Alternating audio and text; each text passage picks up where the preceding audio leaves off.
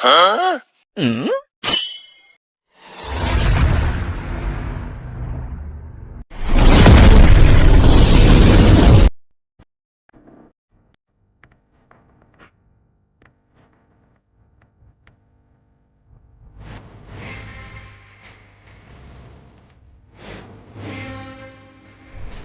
உலகத்துல எப்படியாவது உழைச்சி முன்னுக்கு வந்துடலாம் அப்படிங்கிற ஒரு வர்க்கம் ஒன்று இருக்கு.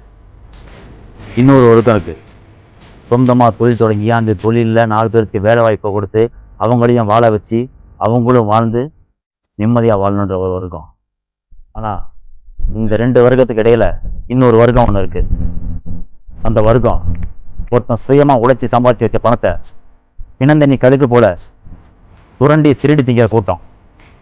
ஆமாம் ஆமாம், அந்த மாதிரி கூட்டத்துக்கிட்ட பணத்தை கொடுத்து ஏமாந்துட்டு தானே இன்னைக்கு நம்ம நடு ரோட்டில் நிற்கிறோம். அதாவது மேயிற மாட்டை நத்திர மாடு கெடுத்துச்சான்.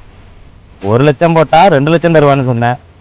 பல லட்சம் போட்டா பல கோடி ரூபாய் தருவான்னு சொன்னேன். ஆனா இப்ப போற பக்கம் பார்த்தா தெருக்கோடியில தான் நிக்கணும் போல இருக்கு. ஆமா, இப்ப மட்டும் என்ன வாழுதான், தெருக்கோடியில தான் நிக்கிறோம்.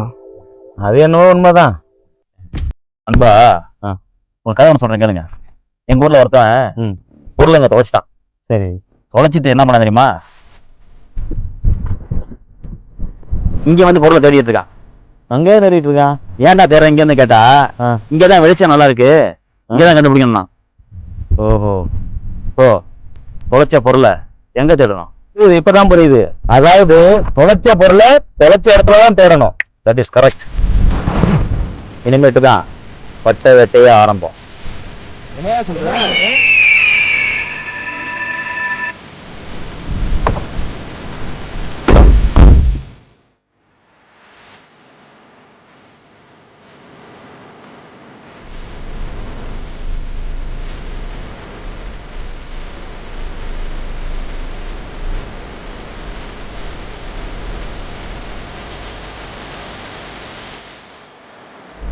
அன்பா, இப்ப நம்ம யாரை பார்க்க போயிட்டு இருக்கோம்?